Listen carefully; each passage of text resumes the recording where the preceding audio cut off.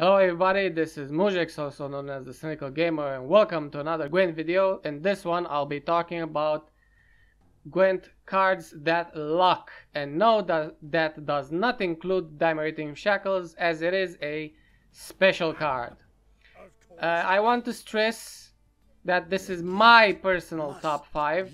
Your mileage may of course vary, and if it does vary, I hope it does, please feel free to discuss it in the comment section below.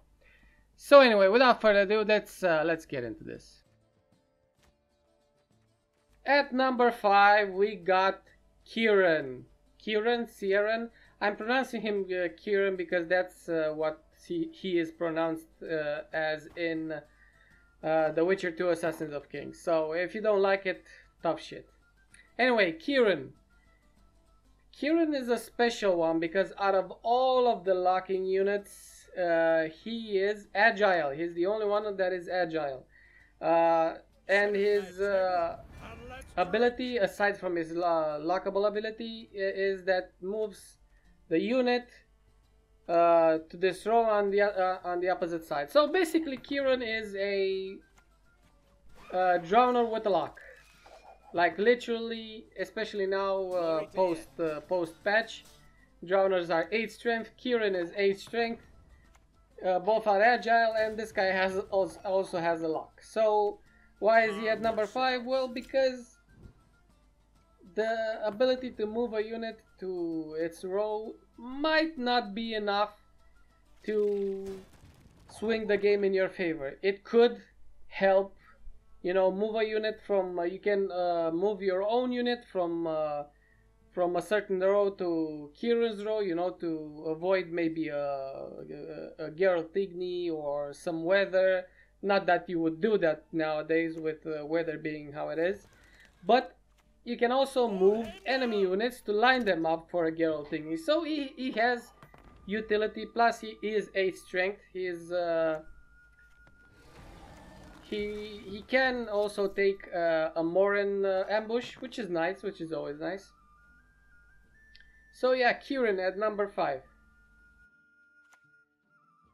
Alrighty then, at number 4 we have Donar on Hindar, whatever you want to call him.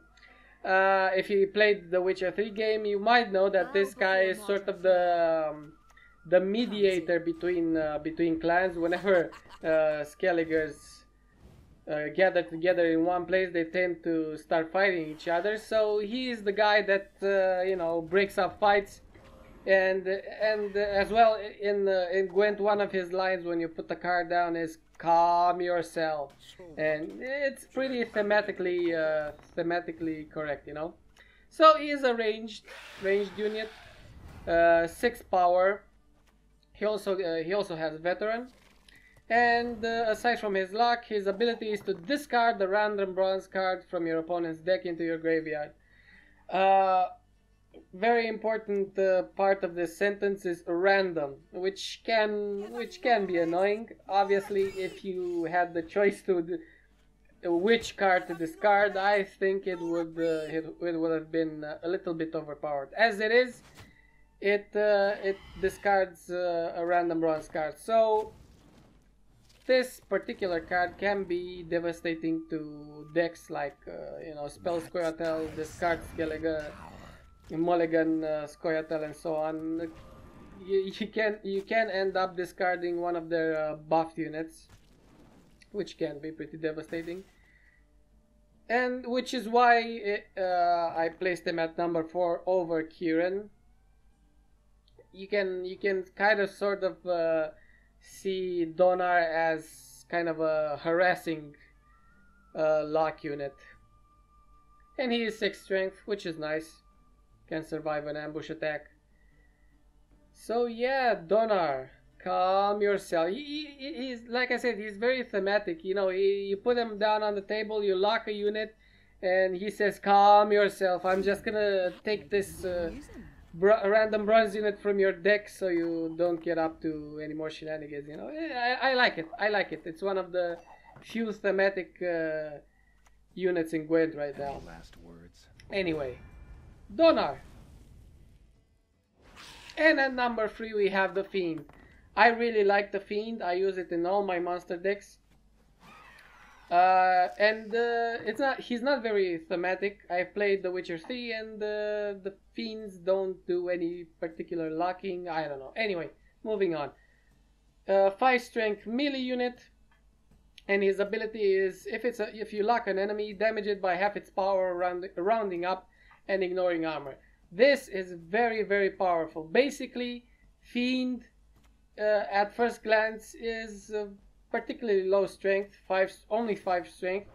However, because of his ability, his value increases with the power of the enemy you're locking. So if you lock, let's say, a 30 strength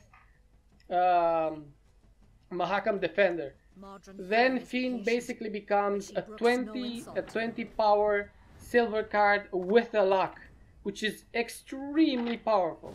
So his strength is based on the unit that you're locking. So if you're locking a low strength unit, he's a low value card. If you lock a big strength unit, he's a tremendously high value lock. So that's why he is at number 3. Also, his premium art is incredibly cool. So if you can transmute them, I recommend you do so. At number 2, we have Margarita Loantil.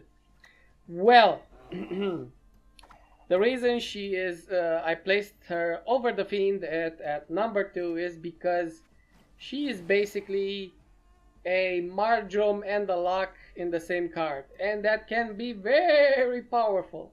Very, very powerful. Basically, unlike the Fiend, like I said, the Fiend damages a unit by half. This thing resets the whole goddamn unit to its base power and then locks it, which can be very powerful. So again, just like the Fiend, this card's overall power depends on the unit you're locking. If you're locking, like I said again, maybe a 30 strength Mahakam Defender, this card then becomes a fucking 34 power silver card with a lock. So it's incredibly powerful if you're locking the right stuff. On the other hand, she is very low power. I think she is the second weakest lock card. She's only a 4 strength and she is on the siege row. Not that it matters anyway. But yeah, she, like a Mardrome and the lock in the same card, which is incredible. I mean, well, the Mardrome also damages a unit by 3 after it resets. But, you know, I think that would be a tiny bit overpowered. But resetting a unit to its base strength and locking it, it is incredibly powerful. So, at number 2, Margarita. And at number 1, I'm sure by now you guessed who that is. It's fucking Ox, a Witcher from the School of the Viper, if you care about such things. A 4 strength ranged unit. And this guy, the reason he's at number 1, I'm sure you've figured that out by now. The guy is basically a silver Radovid in the Nilfgaard faction. He is absolutely fucking overpowered, and there's no reason why a unit like this should be a silver unit. He's too goddamn good. So he locks the units, and aside from that, he also damages them by 1. And it's not necessarily the damage he does, because in total he is a 6 strength silver. The thing that makes him overpowered, aside from the fact that he locks 2 units, you can also, because he damages them by 1, you can also set up certain units for a guild technique. So for example, there are 3 units on the board, on the enemy whatever side of the board. One of them is 12 strength, no, 2 of them are 12 strength, one of them is 11 strength.